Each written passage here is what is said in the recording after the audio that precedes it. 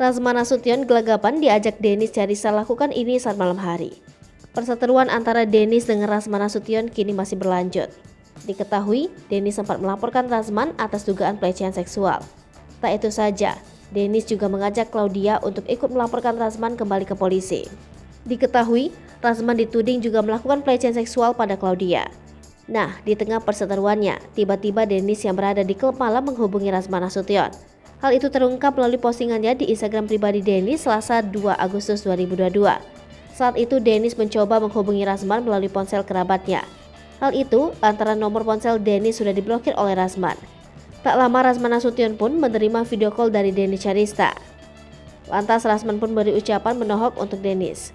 Lantas Dennis tertawa terbahak-bahak melihat tingkah Razman Nasution. Sementara itu postingan Dennis juga ramai dikomentari oleh netizen tanah air.